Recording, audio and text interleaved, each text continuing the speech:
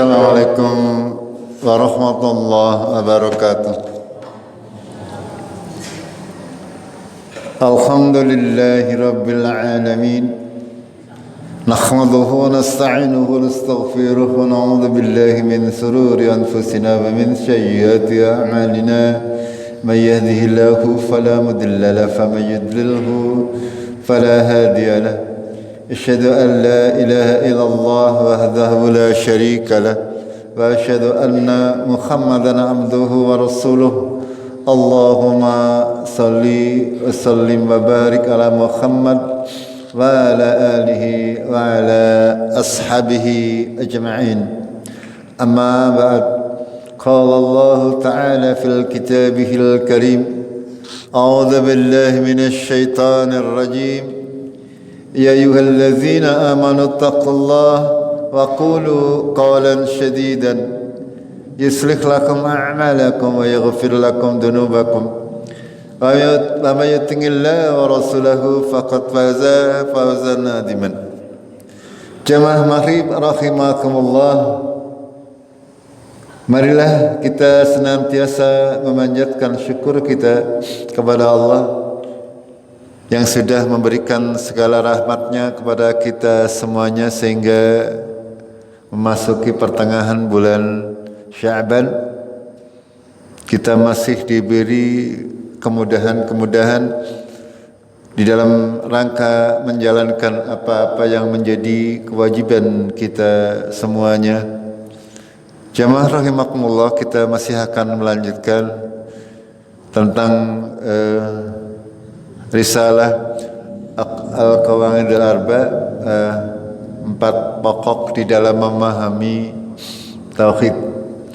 Kenapa beliau Syekh Muhammad bin Abdul Wahab itu mengarang risalah kecil terkait tauhid, terkait bagaimana cara menyembah Allah yang benar?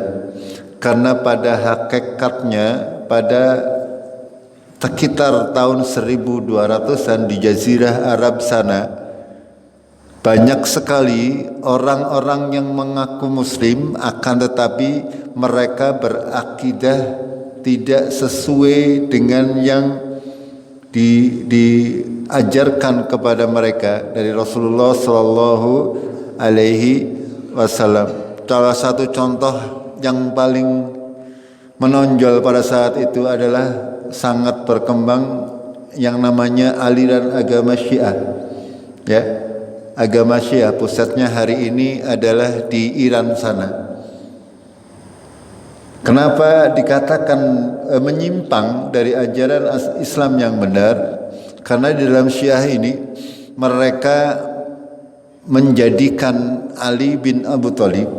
Ali bin Abu Thalib itu adalah sepupunya Nabi Muhammad sallallahu alaihi wasallam dan anak cucunya, ya, Ali bin Abu Thalib mempunyai 2 anak kembar yaitu Hasan dan Husain. Mereka yang kalau panjenengan mendengar kata-kata Ahlul Bait, ya, yang sekarang ini yang menurunkan para habaib, para habib itu biasanya mereka menyandarkan kepada Ali bin Abu Thalib dan keturunannya. Itu.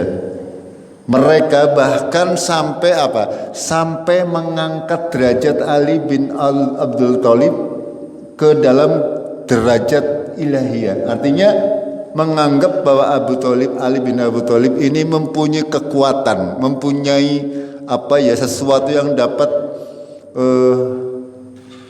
mengubah segala sesuatu. Padahal Ali bin Abu Thalib tidaklah demikian. Ali bin Abu Thalib manusia biasa sama seperti kita. Ya, beliau adalah Khalifatul Rasyidin yang keempat. Itu setelah Nabi Muhammad SAW wafat, lalu digantikan oleh Abu Bakar Siddiq, lalu digantikan oleh Umar bin Khattab, lalu digantikan oleh Utsman bin Affan, lalu yang keempat Ali bin Abu Thalib. Nah, di antara orang-orang yang menyimpang ini, mereka mengangkat derajat Ali bin Abu Thalib ke dalam derajat ilahiyah, menganggap Ali mempunyai hak-hak ketuhanan. Itu. Kalau panjenengan mungkin sedikit membaca tentang Syiah ini, ya sangat-sangat berbeda jauh dengan akidah seorang muslim. Makanya para ulama mengatakan Syiah itu bukan Islam. Ya, Syiah itu agama sendiri. Itu. Ya. Ini yang wajib kita pahami. Sehingga kenapa mereka mengatakan demikian? Kenapa mereka harus menyembah Ali bin Abu Thalib? Ya, atau menuhankan Ali bin Abu Thalib? Rata-rata jawaban mereka adalah cara orang bodohnya ngomong, saya kan orang kotor. Saya kalau mau menyembah Allah itu tidak pantas menyembah kok jalan sendiri. Harus ada perantaranya. Ya. Saya sebenarnya menyembah Allah tapi lewat Ali bin Abu Thalib. Itu salah satu di antaranya. Lalu di antara keyakinan-keyakinan yang ditentang oleh Syekh Muhammad bin Abdul Wahab bukan hanya Ali bin Abu Thalib, bahkan ulama ataupun orang-orang alim sesudahnya. Contoh misalnya yang sampai sekarang masih ada adalah yang paling banyak dipercaya di orang Indonesia itu adalah Syekh Abdul Qadir Al-Jailani. Beliau adalah ulama salaf salih sebenarnya, ya. Akan tetapi orang-orang sekarang menganggap bahwa Syekh Abdul Qadir Abdul Qadir Jailani ini mempunyai kekuatan yang dalam bahasa Jawanya sakti mandraguna. Itu bisa apa saja, bahkan ketika meninggalnya pun mempunyai kekuatan. Itu padahal tidak ada keterangan dari Allah maupun dari Rasulnya. Ini sampai hari ini sangat banyak di antara kaum muslimin mereka berdoa menyebut Syekh Abdul Qadir Jailani. Ini contoh. Ini sebenarnya sudah terjadi dari zaman dahulu kala. Kenapa Syekh Muhammad bin Abdul Wahab mengarang kitab-kitab ini? Tujuannya itu untuk memurnikan kembali. Kalau mereka mengatakan demikian, terus apa bedanya dengan orang kafir Quraisy zaman dahulu maksudnya? Itu kemarin sudah kami sampaikan. Ya, orang kafir zaman dahulu mereka juga mengakui Allah sebagai pencipta, mengakui Allah sebagai pemberi rezeki. Akan tetapi mereka tidak memasukkan mereka ke dalam agama Islam pada kaidah yang pertama. Pada kaidah yang kedua, ini terkait dengan yang saya sampaikan tadi. Ya, mereka orang-orang kafir zaman Rasulullah Sallallahu Alaihi Wasallam, mereka berkata, innahum yaquluna, mereka berkata, ma da'awnahum wa tawajjahna ilaihim illa litalabi kurbati wasyafa'ah. Tidaklah aku menyembah mereka kecuali untuk mencari jalan mendekatkan diri kepada Allah maksudnya, wasyafa'ah, dan mencari syafaat. Itu mereka, kalau orang kafir zaman dahulu kan mereka menyembahnya Manat, Lata, dan Uzza. Itu nama-nama berhala. Sebenarnya Manat, Lata, dan Uzza dahulunya juga nama orang-orang salih, yaitu keturunan Nabi Ismail. Itu akan tapi seperti lama kelamaan terjadi sehingga seperti itu orang diagungkan, ya, saking diagungkannya sehingga mereka lupa bahwa yang diagungkan itu manusia. Contoh di kita saja, ada orang yang menganggap Soekarno masih hidup apa enggak? Jangan pernah dengar ada orang yang mengatakan Soekarno masih hidup? Pernah Ramadan? Nah itu contohnya, ya. Mereka mengangkat Soekarno lebih dari yang semestinya, ya. Jangankan si Soekarno, Nabi Muhammad saja yang manusia yang sempurna tidak mungkin bisa hidup lagi. Itu contohnya. Ini kenapa Syekh Muhammad bin Abdul Wahab memberikan kaidah-kaidah agar kita tidak mencampur adukan di dalam akidah kita, ya. Itu. Mereka mengatakan bahwasanya tidaklah kami menyembah kepada mereka kecuali untuk mendekatkan diri kepada Allah dan untuk mencari syafaat. Ya, dalilnya apa? Allah berfirman, "Walladzina takhadhu min dunihi awliya'a ma na'buduhum illa liqarribuna ilallahi zulfa."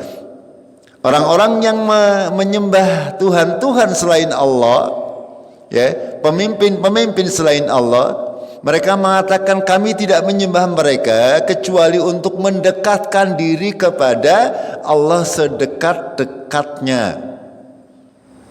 Lalu Allah melanjutkan, innallaha yahkumu bainahum fima hum fihi yakhtalifun. Nanti Allah akan menghukumi mereka, memutuskan perkara mereka terhadap apa-apa yang mereka perselisihkan. Innallaha la yahdi man huwa kadzibun kafar. Allah tidak akan memberi petunjuk kepada orang-orang yang pendusta lagi kafir. Itu seperti itu. Orang-orang kafir zaman dahulu, ketika mereka dikatakan, kenapa kamu menyembah Manat? Kenapa kamu menyembah Lata, menyembah Uzza, memohon pertolongan kepada selain Allah? Jawabannya seperti itu. Ya, jawabannya kami tidak menyembah mereka kecuali untuk apa? Untuk mendekatkan diri kepada Allah. Alasan mereka sama, ya seperti yang saya sampaikan tadi. Lalu beliau juga membawakan dalil terkait syafaat. Wa dalilu syafa'ah qaulu ta'ala wa ya'buduna min dunillahi ma la yadurruhum wa la yanfa'uhum. Mereka menyembah selain daripada Allah apa-apa yang tidak dapat memberi mudarat maupun memberi manfaat. Syekh Muhammad bin Abdul Qadir Jailani tidak dapat memberi manfaat maupun mudarat secuil pun. Paham gak? Itu. Jangankan Syekh Muhammad bin Abdul Qadir Jailani, jangankan Umar bin Khattab, jangankan Abu Bakar As-Siddiq, maupun Rasulullah Sallallahu Alaihi Wasallam, ketika sudah meninggal dunia, ya sudah, ya tidak akan dapat memberi manfaat dan mudarat kecuali dikehendaki oleh Allah dan harus ada dalilnya. Itu kalau Rasulullah sih masih kita terima karena ada dalilnya. Bahwasanya Rasulullah nanti di akhirat akan dapat memberi syafaat. Kalau ada orang mengatakan misalnya Abu Bakar dapat memberi syafaat, mana dalilnya? Tidak ada. Tidak ada yang bisa memastikan bahwa Abu Bakar itu bisa memberikan syafaat. Walaupun kita tahu, kita yakin bahwa beliau nanti termasuk di antara orang-orang yang diberi kemuliaan dapat memberikan syafaat. Akan tapi kalau memastikan tidak bisa kecuali Rasulullah Sallallahu Alaihi Wasallam. Apalagi derajatnya Ali bin Abu Thalib misalnya, itu lebih rendah dari Abu Bakar dan Umar.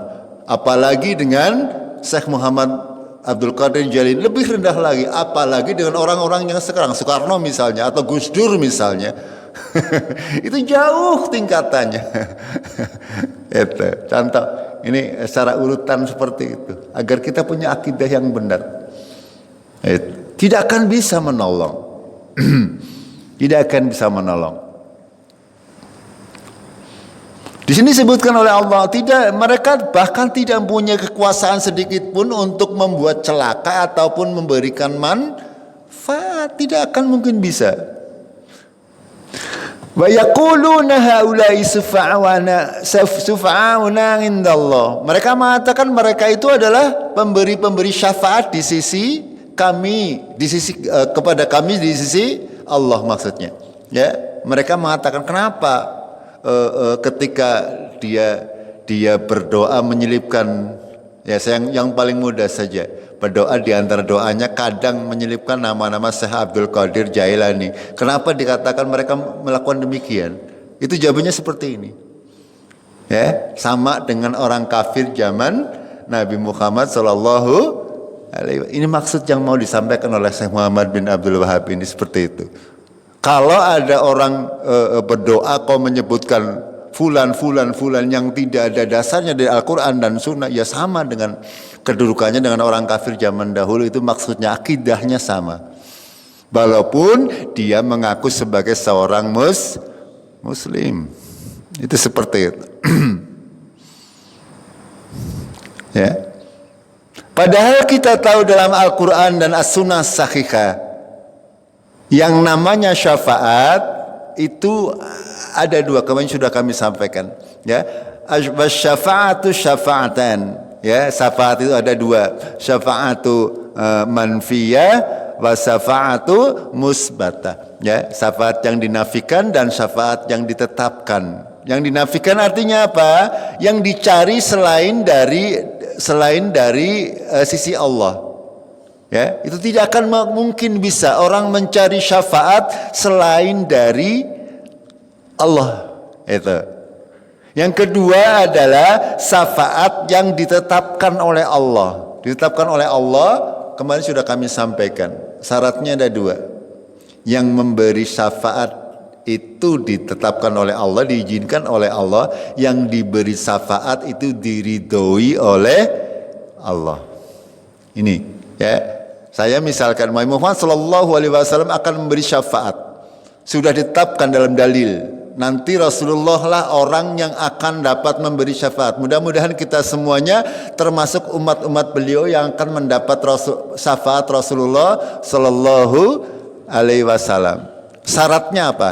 Kalau panjenengan, menurut panjenengan, Rasulullah bisa memberi syafaat. Apakah semua manusia akan mendapatkan syafaat Rasulullah sallallahu alaihi wasallam? Mendapatkan apa mboten? Tidak, ya. Tidak. Karena apa? Syaratnya orang yang akan diberi syafaat itu diridhoi oleh Allah. Kalau Rasulullah sallallahu alaihi wasallam sebagai orang yang mulia, orang yang sangat lembut hatinya, dia menginginkan semua manusia selamat, semuanya diberi syafaat agar terhindar dari neraka. Sebagaimana semasa hidup beliau menginginkan seluruh manusia itu beriman kepada beliau. Bukan mau mencari pengikut supaya banyak, bukan mau cari jadi anggota DPR, tidak. Nabi Muhammad.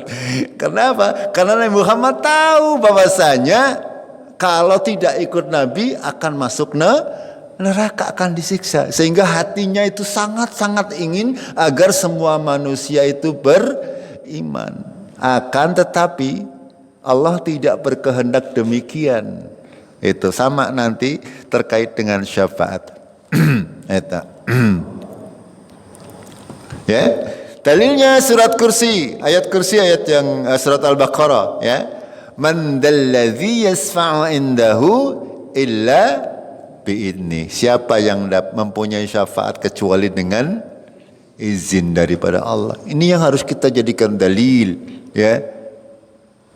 Tidak boleh kita mempercayai sembarang orang mengatakan, ya. Misalnya seorang guru atau seorang syekh yang mengatakan dia mampu memberi syafaat. Ya, panjenengan kita juga harus ingat bahwasanya ketika Nabi sallallahu alaihi wasallam memulai dakwah atau pada saat zaman Syekh Muhammad bin Abdul Wahab, di samping ke akidah Muslim yang demikian, ada juga akidah Nasrani, ya, akidahnya orang Kristen pada saat itu. Mereka beranggapan, ya, ketika mereka melakukan dosa, mereka dapat menebus dosa tersebut kepada ustadz, ya, kepada ustadz. Kalau dalam agama Nasrani dinamakan pendeta atau uskup. Itu. Mereka berdosa besar, ya sudah, mengaku ke masjid atau ke gereja, ya, lalu dihapus dosanya, ya, melakukan penebusan dosa. Nggak tahu saya bayar atau tidak. Kalau bayar kepenaknya. Ini anehnya ada juga sebagian kaum muslimin yang demikian dahulu kala. Saya sering sekali dengar. Misalnya ada orang sakit selama 3 bulan. Tidak bisa apa-apa. Cereknya ini kamu harus membayar sekian ribu, ganti salat itu, atau sekian apalah hitungannya. Katanya itu untuk menebus dosa. Apakah ini dibenarkan? Apakah seperti itu contoh dari Rasulullah Sallallahu Alaihi Wasallam? Tidak sama sekali. Itu. Ngger bisa ditebus sih kepenak nggih. Iya, misalnya panjenengan punya orang tua yang mungkin kurang sholatnya lah, tebus bae siki memungasi urip, anak kasih pada urip. Tidak bisa seperti itu. Ini akidah-akidah yang tidak boleh diakidai oleh kaum muslimin. Ya. Ya, bahwasanya orang-orang kafir Quraisy, orang-orang syirik, ya, mereka menyembah Allah agar sesembahan tersebut mendekatkan diri mereka kepada Allah. Ya, tadi ini adalah surat Az-Zumar ayat 3. Ma na'buduhum illa liyuqarribuna ilallahi zulfa. Tidaklah kami menyembah mereka kecuali supaya mereka mendekatkan kami kepada Allah dengan sedekat-dekatnya. Kebanyakan manusia mereka menganalogikan menyembah kepada Allah dengan pikiran mereka. Jajal, korup maring ngone presiden, apa bisa dewekan maringana? Mesti ora bisa. Logikanya begitu, mereka menggunakan logika manusia. Padahal Allah tidak seperti itu. Allah sudah menjelaskan kepada kita semuanya. Fa idza sa'alaka ibadi anni, ketika hamba-hambaku bertanya kepadaku tentang aku, katakanlah fa inni qarib, kata Allah. Sesungguhnya aku dekat. Ujibud da'watad da'i idza da'an. Aku akan mengijabai setiap orang yang berdoa ketika mereka berdoa kepadaku. Syaratnya apa? Fal yastajibuli wal yu'minu bi. Itu kata Allah. Syaratnya kalian semua mengijabai apa yang diperintah oleh Allah, ya, dan beriman kepada Allah. Bukan nyari perantara, tidak. Itu bukan tidak mencari perantara, akan tapi Allah itu sudah beri jaminan kita tidak membutuhkan perantara. Kalau mau diijabai doa kita kepada Allah, syaratnya kita menjalankan seluruh perintah Allah dan menjauhi larangan Allah dan beriman kepada Allah Tabaraka wa Ta'ala. Itu begitu, ya. Tidak membutuhkan perantara. Allah tidak membutuhkan perantara. Dalam ayat yang lain, surat Yunus, ya, wa yaquluna haula'i syufa'una indallah. Adik udah disebutkan, ya. Mereka mengatakan bahwasanya mereka adalah pemberi syafaat kepada kami di sisi Allah Tabaraka wa Ta'ala. Akan tetapi sudah dijelaskan tadi, ya, bahwasanya pemberi syafaat itu adalah orang-orang yang memang diizinkan oleh Allah. Pada saat kita berbicara tentang yaumul qiyamah, besok di padang mahsyar, ya, ketika semuanya berada dalam kebimbangan yang nyata, semua kita nanti berada di padang mahsyar dalam waktu yang lama. Sudah manusia gelisah, ya, gelisah, luar biasa gelisah, tapi tidak ada yang berani angkat bicara kepada Allah Tabaraka wa Ta'ala. Ya, yauma yaqumur ruhu wal malaikatu saffa la yatakallamuna illa man adina lahu rahman wa qala sawaba. Ingat pada hari ketika para malaikat, ya, para malaikat dan orang-orang mereka berdiri berbaris di hadapan Allah. Tidak ada yang berani berbicara kecuali orang-orang yang diizinkan oleh Allah dan mereka berbicara sesuatu yang benar. Tidak berani, ya. Ketika manusia gelisah, mereka mencari orang-orang yang bisa berbicara kepada Allah. Sekumpulan manusia mereka datang kepada Nabi Adam. Hai Nabi Adam, kamu kan manusia pertama, kamu kan orang begini-begini. Minta kepada Allah, suruh segera diputuskan. Apa Nabi Adam mau? Tidak berani. Itu nanti. Lalu kepada Nabi sesudahnya, kepada Nabi Nuh, disampaikan seperti itu juga. Tidak mau Nabi Nuh, merasa takut kepada Allah. Nabi Ibrahim dimintai manusia seperti itu juga. Takut kepada Allah. Nabi Musa, Nabi semuanya takut. Akhirnya sampai kepada Nabi Muhammad sallallahu alaihi wasallam. Baru Nabi Muhammad yang matur kepada Allah. Ya, agar supaya segera diselesaikan permasalahan di padang mahsyar. Ini ya penggambarannya luar biasa.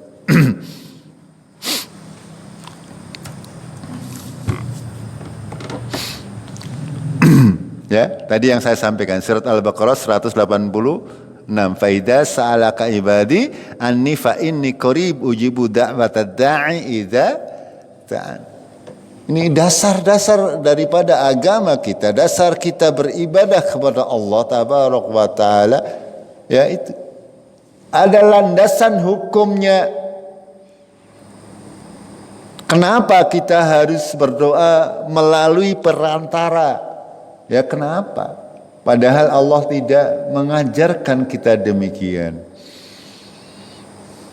Gitu. Ini penting untuk kita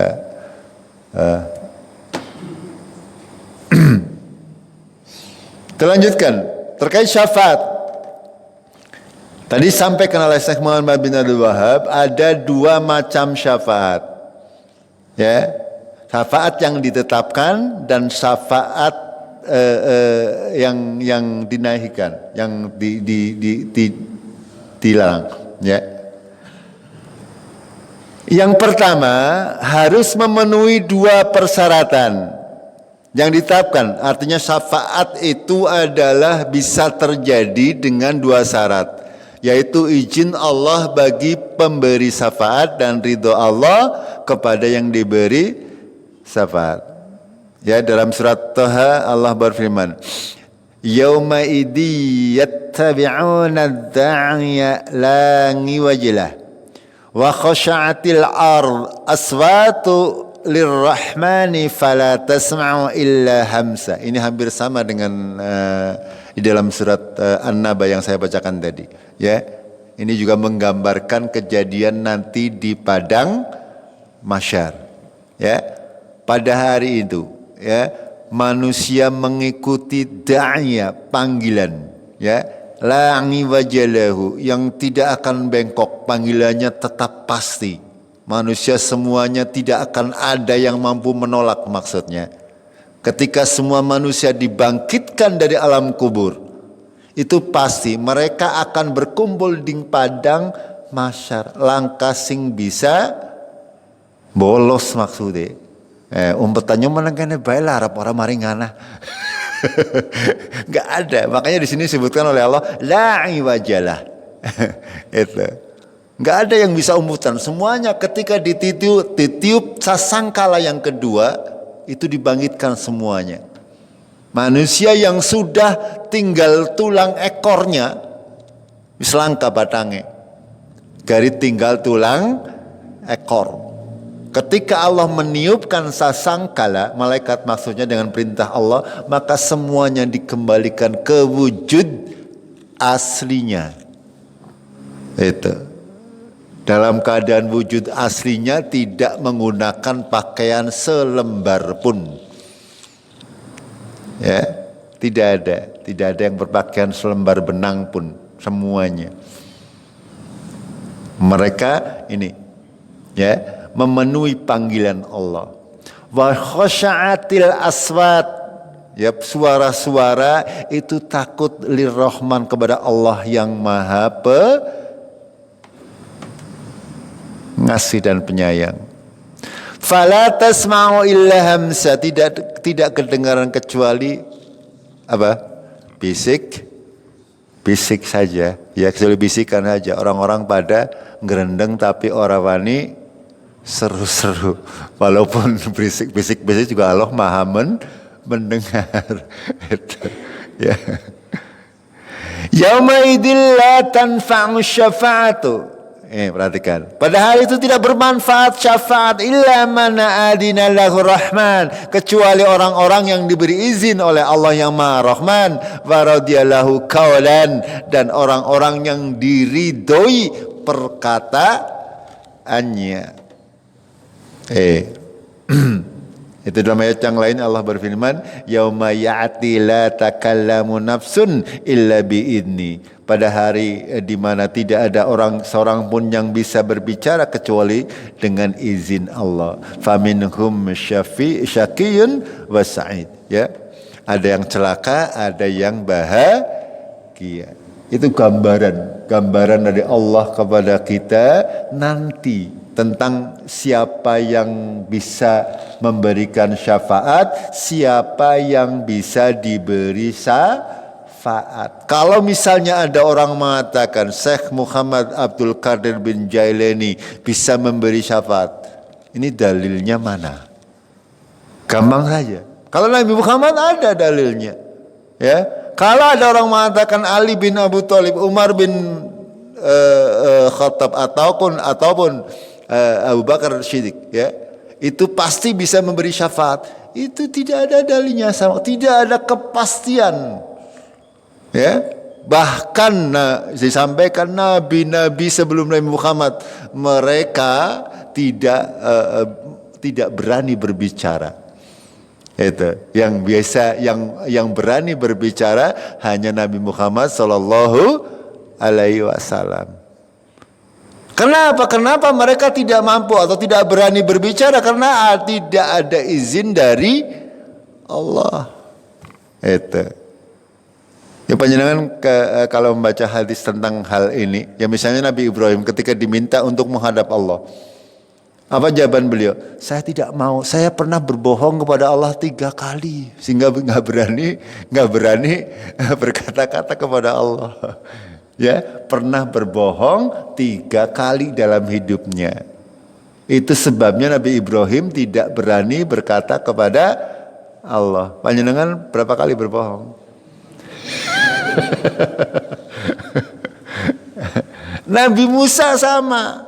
Nabi Musa itu 2 kali berbuat dosa. Yang pertama merasa takabur, yang kedua adalah membunuh orang Mesir pada waktu itu, tapi dengan tidak sengaja. Itu alasannya kenapa beliau tidak mau menghadap Allah Tabaraka wa Ta'ala. Nabi Adam kenapa tidak mau berkata kepada Allah?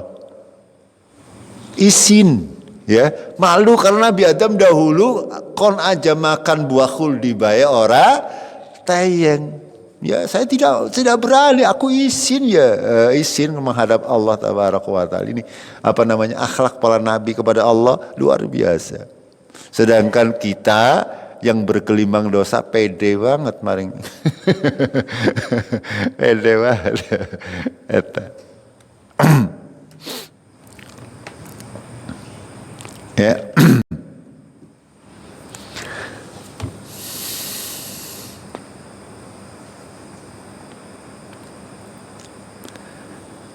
Ya, dalam sebuah hadis, ya, dilakukan Nabi Muhammad ya sallallahu alaihi wasallam yang bersujud seperti yang saya sampaikan tadi.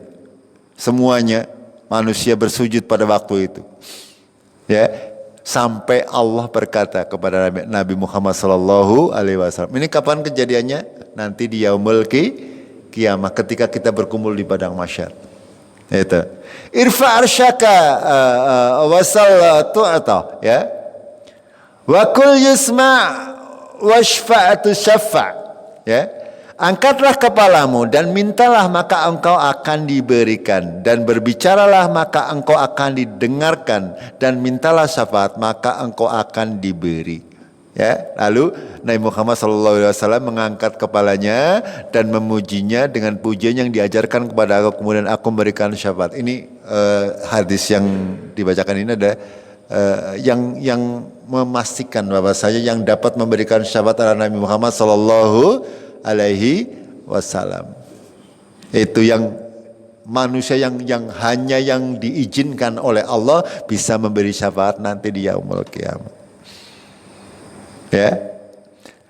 Lalu setelah itu barulah berturut-turut tergantung daripada situasi, ya, tergantung daripada amal ibadah kita semuanya. Karena pada hakikatnya kita nanti juga insya Allah akan dapat, ya, gede ciliknya memberi syafaat. tergantung. Ya kalau panjenengan menjadi orang yang beriman kepada Allah, banyak beribadah, insya Allah ya bisa memberikan syafaat kepada saudara-saudara saudara-saudara kita semuanya.